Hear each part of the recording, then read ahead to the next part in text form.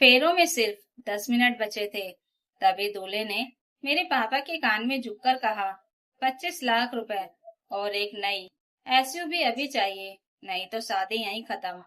अगले ही पल मैंने चुपचाप अपना मोबाइल निकाला और एक फोन कर दिया।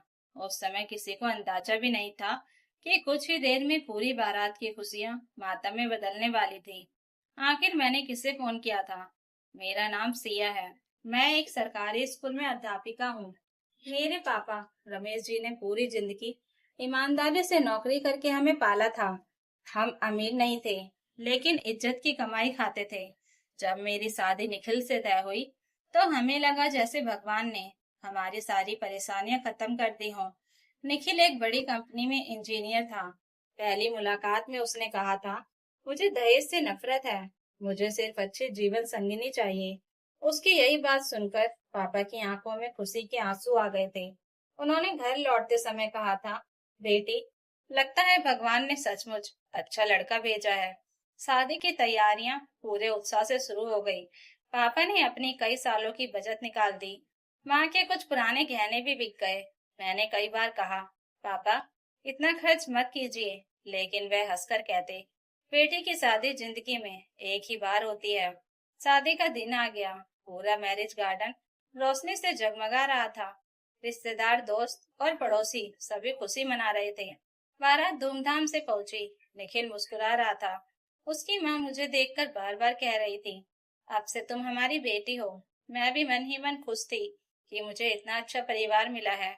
जयमाला हुई, फोटो खींचे, हंसी मजाक हुआ। सब कुछ बिल्कुल सपने जैसा लग रहा था, लेकिन असली चेहरा अभी सामने आना बाकी था।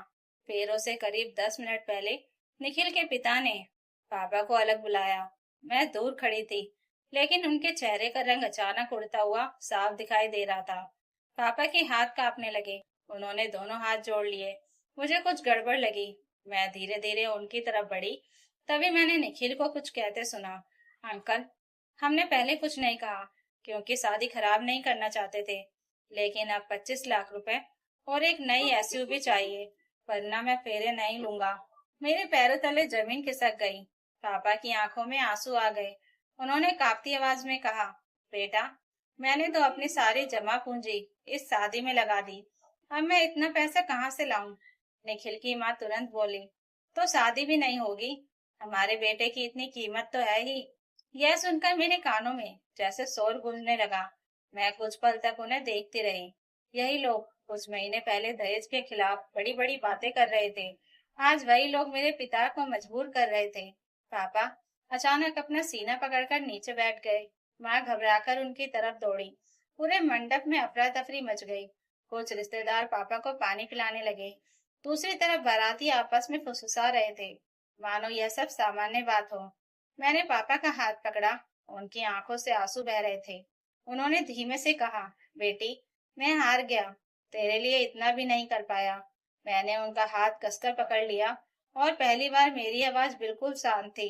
पापा, आप हारे नहीं हैं, अभी कोई फैसला मत कीजिए। फिर मैं उठी, अपने कमरे में गई, अपना मोबाइल निकाला और एक नंबर मिलाया। उधर से आवाज आई, हेल्पलाइन, बताइए। मैंने सिर्फ इतना कहा, मैं अपनी शादी के मंडप से बोल रही हूँ। यहाँ अभी दहेज मांगा गया है और मेरे पास उसका सबूत भी है। फोन रखते ही मैंने गहरी सांस ली और वापस मंडप में आ गई। किसी को पता नहीं था कि मैंने किससे बात की है। निखिल मुस्कुराकर बोला, क्या हुआ, पैसों का इंतजाम हो गया? मैंने उसकी आंखों में देखकर मुस्कुराते हुए जवाब दिया, बस 15 मिनट और इंतजार कर लीजिए, उसके बाद आपको आपकी मांगी हुई चीज जरूर मिल जाएगी। निखिल और उसका परिवार यह समझकर मुस्कुरा उठा कि हम दहेज देने के लिए तैयार हो गए हैं, लेकिन उन्हें क्या पता था कि अगले 15 मिनट उनकी जिंदगी के सबसे भारी 15 मिनट बनने वाले थे। मेरी बात सुनकर निखिल के चेहरे पर एक अजीब सी मुस्कान फैल गई। उसे पूरा विश्वास था कि अब मेरे पिता किसी भी हालत में उसकी शर्त मान लेंगे। वह अपने दोस्तों के बीच जाकर हंसते हुए बोला, मैंने पहले ही कहा था, लड़की वाले आखिर में घुटने टेक ही देते हैं। शादी का मंडप छोड़ने की हिम्मत किसी में नहीं होती। उसके दोस्त भी जोर जोर से हंसने लगे। उनकी हंसी मेरे कानों में हथौड़े की तरह पड़ रही थी। उधर मेरे पापा कुर्सी पर बैठे लगातार अपना सीना सहला रहे थे। उनकी सांसें तेज चल रही थी। माँ बार बार उन्हें पानी पिला रही थी, लेकिन उनकी आंखों में सिर्फ एक ही डर था, अगर शादी टूट गई तो समाज क्या कहेगा। तभी मेरे मामा घबराए हुए उनके पास आए और धीरे से बोले, जिया जी, अगर कहो तो मैं अपनी दुकान गिरवी रखने की बात करूं। पापा ने बिना एक पल सोचे सिर हिला दिया। मेरी आंखों के सामने अंधेरा छा गया। मैं दौड़कर उनके पास पहुंची और उनका हाथ पकड़ लिया। पापा, आप ऐसा कुछ नहीं करेंगे। उन्होंने मेरी तरफ देखा। उनकी आंखों में आंसू थे। बेटी, मैं तेरी डोली वापस जाते नहीं देख सकता। लोग तुझे नहीं, मुझे दोष देंगे कि बेटी की शादी भी नहीं करा पाया। मैंने उनका हाथ अपने माथे से लगाते हुए कहा, अगर मेरी शादी आपकी इज्जत बेचकर होगी तो ऐसी शादी मुझे कभी नहीं चाहिए। हमारी बातें सुनकर कुछ रिश्तेदार भी इकट्ठे हो गए, लेकिन मेरा साथ देने की बजाय वे पापा को समझाने लगे। एक चाचा बोले, रमेश, जमाना ऐसा ही है, थोड़ा बहुत देना ही पड़ता है, बेटे की जिंदगी का सवाल है। तभी मेरी बुआ बोली, सिया, जिद मत कर, शादी के बाद सब ठीक हो जाएगा। पति का घर ही औरत का असली घर होता है। मैंने पहली बार ऊंची आवाज में कहा, जिस घर में प्रवेश की कीमत मेरे पिता की पूरी जिंदगी की कमाई हो, वह घर नहीं, सौदे की दुकान है। मेरी बात सुनकर कुछ पल के लिए पूरा मंडप शांत हो गया। दूसरी तरफ निखिल के पिता गुस्से में इधर उधर टहल रहे थे। उन्होंने ऊंची आवाज में कहा, हमारे पास ज्यादा समय नहीं है, 5 मिनट में फैसला चाहिए। पैसे मिले तो फेरे होंगे, नहीं तो बारात अभी वापस जाएगी। निखिल ने भी मेरी तरफ देखकर मुस्कुराते हुए कहा, सिया, मुझे पता है तुम समझदार हो, अपने पिता को समझाओ, बाद में इतना सब याद भी नहीं रहेगा। मैंने उसकी आंखों में देखते हुए पूछा, अगर मेरे पिता आज पैसे दे दे तो क्या तुम लिख कर दोगे कि शादी के बाद कभी 1 रुपया भी नहीं मांगोगे। वह कुछ पल चुप रहा, फिर हंसकर बोला, इतनी कानूनी भाषा मत बोलो, रिश्ते भरोसे से चलते हैं। मैंने मन ही मन सोचा, जिस आदमी का भरोसा फेरों से पहले बिक गया, वह शादी के बाद क्या निभाएगा। उसी समय मैंने अपना मोबाइल धीरे से पर्स के अंदर रखा। रिकॉर्डिंग अब भी चालू थी। निखिल के पिता फिर बोले, देखो भाई साहब, हमारा बेटा लाखों कमाता है, उसकी भी तो कोई कीमत है। हम कोई गलत मांग नहीं कर रहे।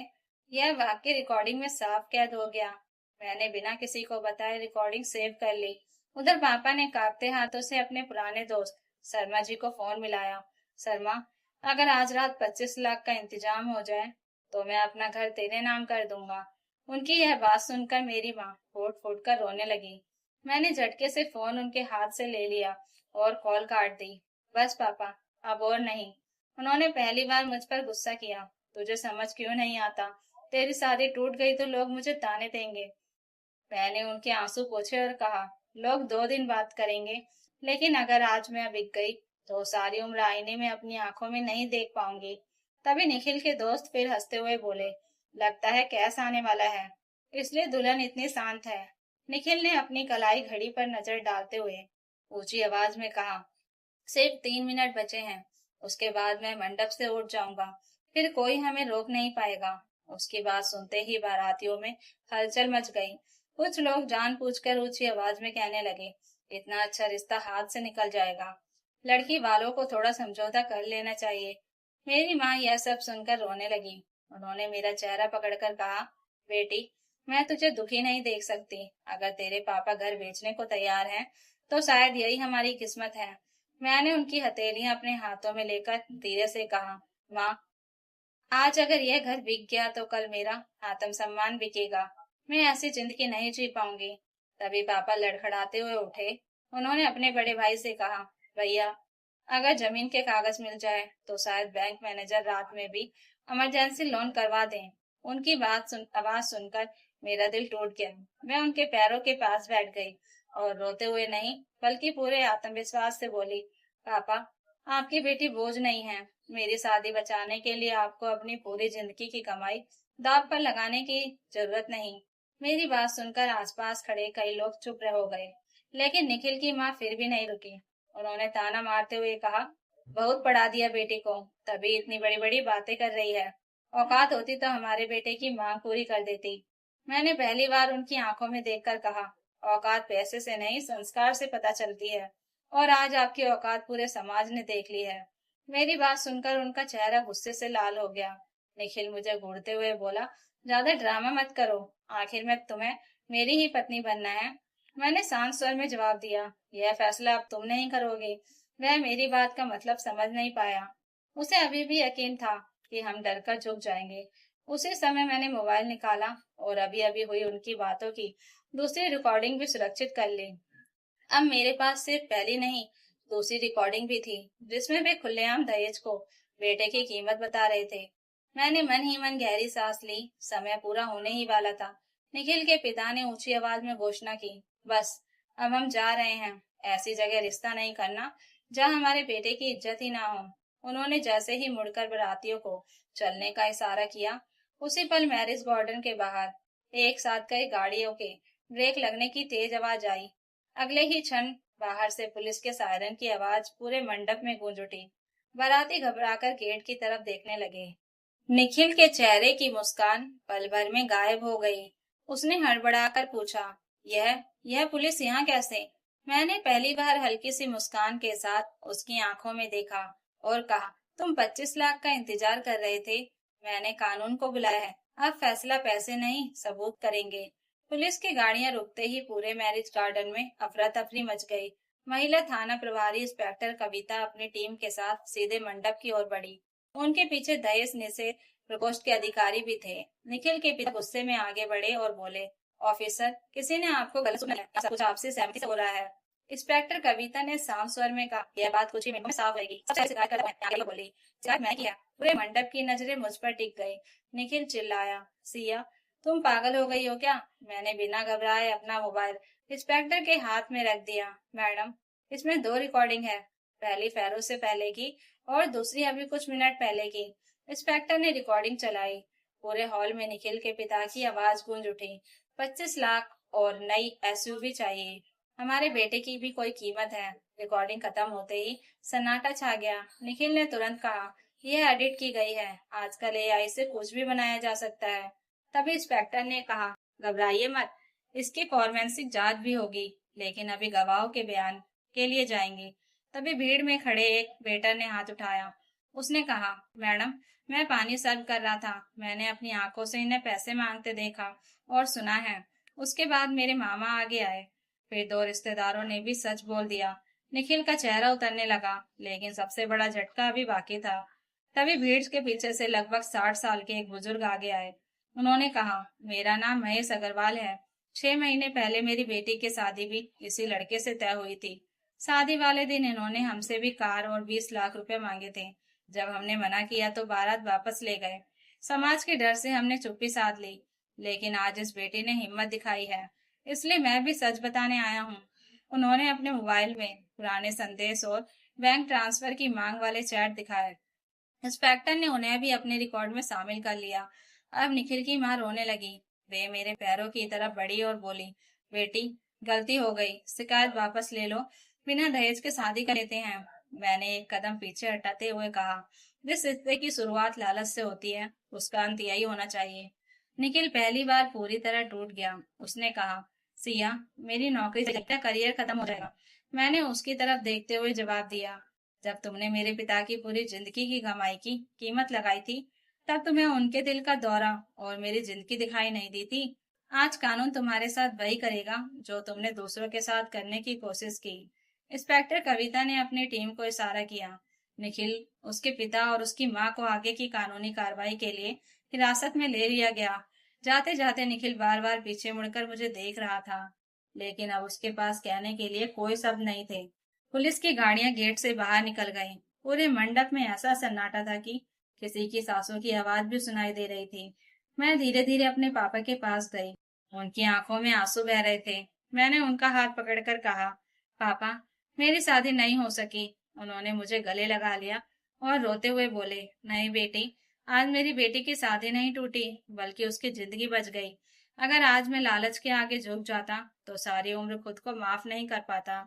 माँ भी हमें गले लगाकर रोने लगी। तभी इंस्पेक्टर कविता मुस्कुराई और बोली, आज आपने सिर्फ अपने लिए नहीं, उन अनगिनत बेटियों के लिए भी आवाज उठाई है जो डर के कारण चुप रह जाती हैं। मैंने शांत स्वर में कहा, अगर एक बेटी चुप रहती है तो अगली बेटी भी इसी दर्द से गुजरती है। किसी एक को तो शुरुआत करनी ही होती है। वहां मौजूद कई लोगों ने ताली बजानी शुरू कर दी। कुछ महिलाएं मेरे पास आकर बोली, काश हमारी बेटियों में भी इतनी हिम्मत हो।